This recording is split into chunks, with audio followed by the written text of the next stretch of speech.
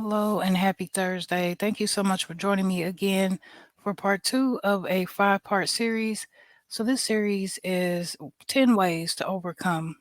Life is hard and there's a lot of things that could hold us back. But most of the time, we're held back for a reason. Today, as you can see by the title, we'll be talking about short term thinking and instant gratification. Now, we're not only going to talk about the things that are holding us back, but I want to give encouragement on ways to overcome, ways that have worked for me, but it is a never ending battle. So, there's imperfection, there's still um, more to do, right? There's still other ways to overcome.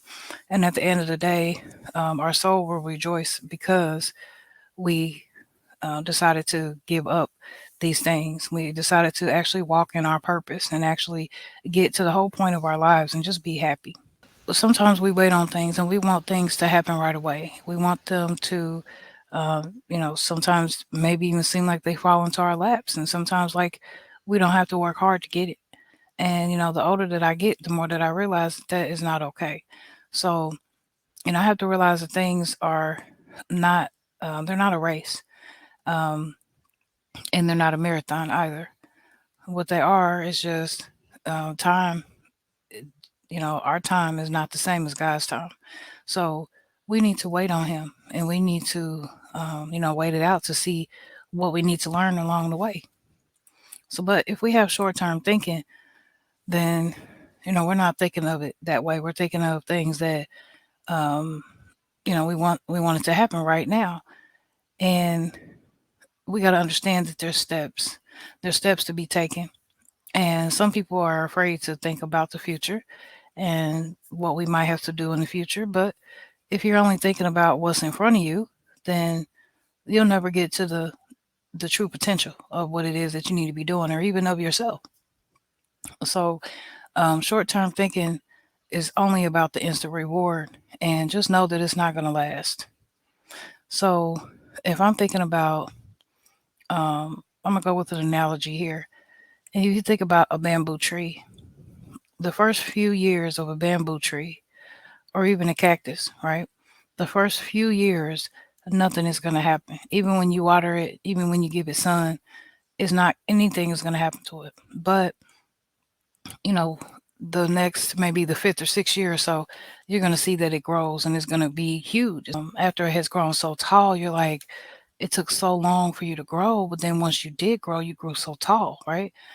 You grew so large. And it's like, Hmm. Because what was happening all that time when you saw nothing happening, but really deep down inside, underneath, you saw, I mean, we know because we know of a tree, the roots are growing deep into the ground. So, those roots are roots that nobody can see. And that's the same thing compared to us. If we focus on long term, because we have to understand that our time is not God's time and that sometimes we want things to happen right now, but we have to hold fast. We have to understand that even though it didn't happen the first 90 days, it didn't happen the first year or two, it didn't even happen the first 5 or 6 years, doesn't mean that it's not going to happen. So, a way to overcome would be to focus on what you want your future to be. And, you know, it's not easy to achieve, but it's possible. And it could be a business. It could be drawing closer to Christ. It could be using your YouTube platform for something more rewarding than what you've been doing. If you think about the future, you can plan for those things. You can pray about those things. You can ask God to give you direction. You can actually be obedient and follow His direction and come out even better than you would have if you would have just tried to take the jump, take the short term way out. To the need for instant gratification. It's common. It's really common because people see what they want and they want it right now. And instead of doing things that are needed or doing what is expected to get what is, what we're wanting, then we just, we have an instant need for gratification. So we'll do anything to get it. For instance, I might need to be washing the dishes, but I'm going to sit down and watch TV. Well, I know those dishes are there and they're just going to sit there and they're just going to pile up. But we as people, not just me, we're conditioned to avoid pain. We're conditioned to stay safe and do what's comfortable. But really, we're not living in that type of world anymore. So, to keep us safe and to survive in our minds keeps us from doing things that are uncomfortable. So, you know, why did I not go wash the dishes? Because I was comfortable. Because I didn't want the pain of having to stand there and wash all those dishes. I wanted to stay safe on my couch under my covers. I wanted to be comfortable. If we think about our goals and our dreams, we feel motivated, but when it's time to take action, we're afraid or we just don't do it. Why don't we do it? Maybe because it requires work. Maybe it requires something uncomfortable, something out of the ordinary. You control that urge, because if you really just want things to be given to you immediately, if you just want to be rewarded immediately, then things will never be fun. Things will never be, they won't last again.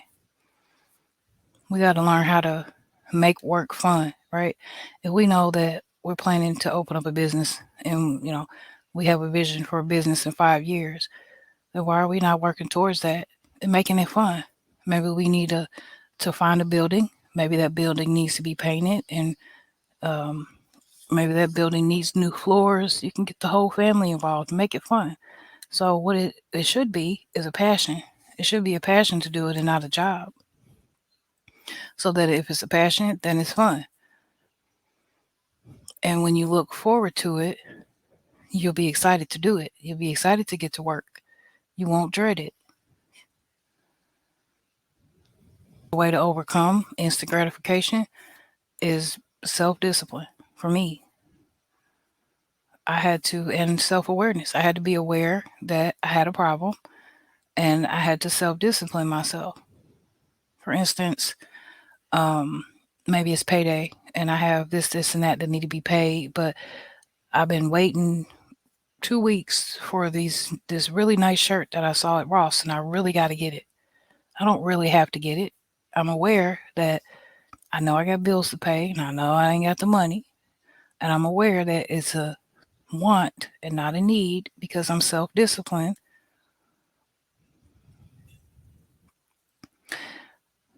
And I simply don't do it.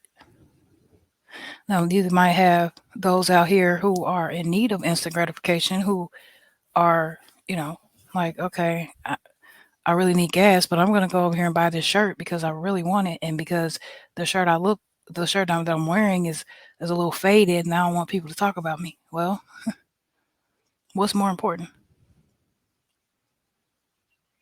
So, with that, that brings us to the end of part 2. And I'm so glad that you were here to listen to me. And we got 3 more days here of the series, 5-part series. I'm going to keep it short. I'm going to keep it sweet. And I just pray that you be encouraged and, just hear what I'm saying. And if you have any comments, leave them down below, please. But so I'll see you soon and stay blessed. Bye bye.